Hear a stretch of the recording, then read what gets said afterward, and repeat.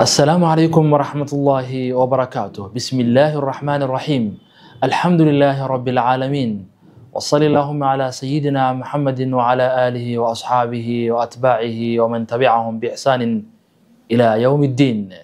رمضان ونكسن داوضيال، تقبل الله منا ومنكم الصيام والقيام.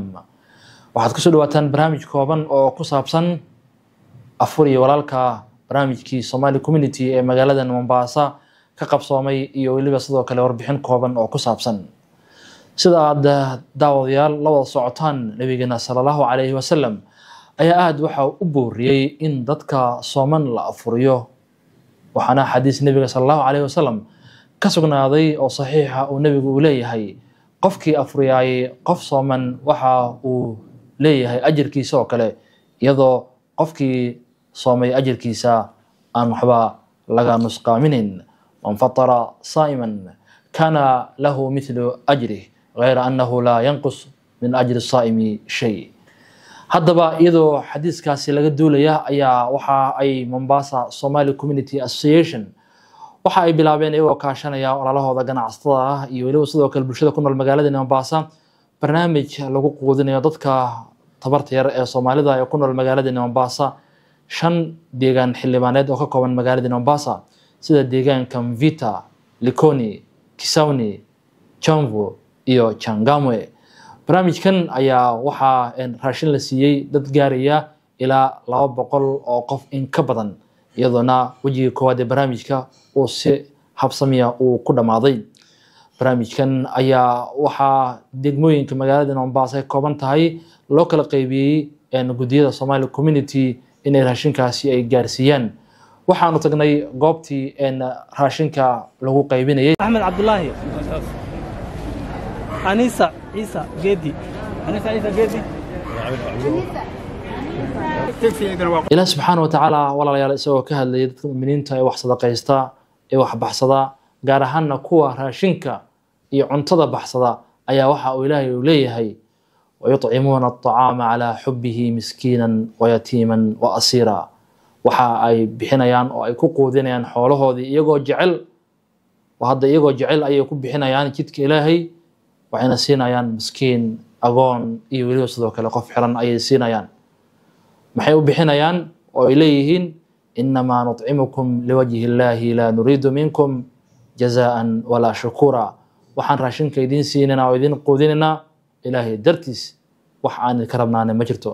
إله سبحانه وتعالى أجري حسنات أن لسوكو بكرين حكسي دمان ولاله كقيب قاتي برامج كان أفوري ولالكا إما قالدن منباسا هدي نقول لهيد كوي بحيي إن راشنكا يولي وصدوك اللي كوي بحيي هانتدي دقاليه راشنكاسي لوغو سوقضي لهابا.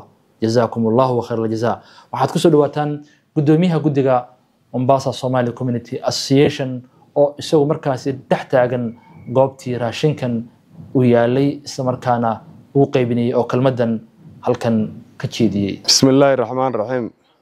Alhamdulillah wassalatu wassalamu ala rasulillah.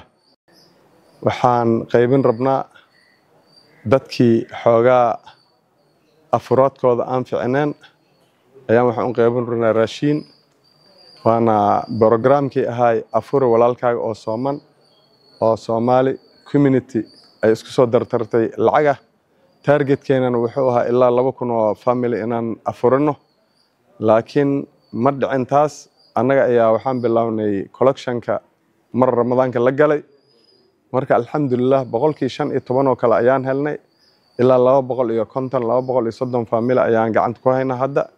marka intaas ayaan u qaybinaynaa cunto. ilaaha mahad kule waana markii ugu horeysay Somali Committee ay u istaagto shaqo noocan oo kale ah. insha Allah waa bilow fiican.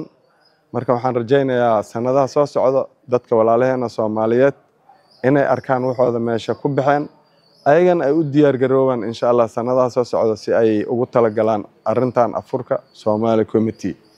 wajazaakumullahu khayr inta bixisay ilaahay tawaafican ka siiyo. haddaba raashinka ayaa waxaa loo qaybiyay degmooyinka magaalada Mombasa ay kooban tahay oo ay Soomaali danyara ay ku nooshahay iyadoona markii raashinkan qayb kamid ah la rarayay ayna la hadleen markaasi gudiga Mombasa Somali Community Association Ibrahim Mohamed ودقالعيها Somali Community Association isagoo markaasi markii raashinka loo rareeyay deegaanka Likoni ee magaalada Mombasa si gaar ah inoo la hadlayay ayaa hadaladiisa waxaa kamid ahaa Bismillahir Rahmanir Rahim halkan waxaan ku sii deynaynaa gaari uu socda Likoni wuxuu wadaa cunto loogu talagalay 40 qof oo ay muxsiniinta walaaleen ugu talagaleen dadka sooman waxaana naga gudoomay 40 qof cuntadooda duqa magaalada dhinaca degmada Likoni zeegeena bilow waa kan garab taagan asagana hadda naga confirm gareena inuu alaabta naga gudoomay aniga bilow umar waxa lii dhiibay oo amaana aan qaaday 40 baag oo reer Likoni aniga Likoni wuxuu saaran aniga geyna dadkii gabdhii waa imaadeen waa dirin tigidkooda la sii alaabtinu gaarigan ku qaadnay Likoni geyna guriga shaamanka ku dejina meeshaas ay waxooda ku qaybsanayeen salaam alaykum warahmatullahi wabarakatuh isku soo wado wajiga koowaad ee raashinka sadaqada ee iftaar saa'im ee bisha barakeysan ee Ramadaan si wanaagsan ayuu ku dhamaaday dhabahaantiina waxa xusuudan raashinkan aad ay u badnaa afurna waa uu si dhaafayo xataa suxuur iyo afur iyo waliba sidoo kale caruurta yar ee aan soomeyn ee guriyaha jooga waxay cunaan ay halkaasi ay ka helayeen qoysaska raashinkaasi la guddoonsiiyay jazakumullahu khairal jazaa dhamaan dadkii ka qayb qaatay waja'ala Allahu fi miizani hasanatikum wa sallallahu ala sayyidina Muhammadin wa ala alihi wa sahbihi ajma'in assalamu alaykum wa rahmatullahi wa barakatuh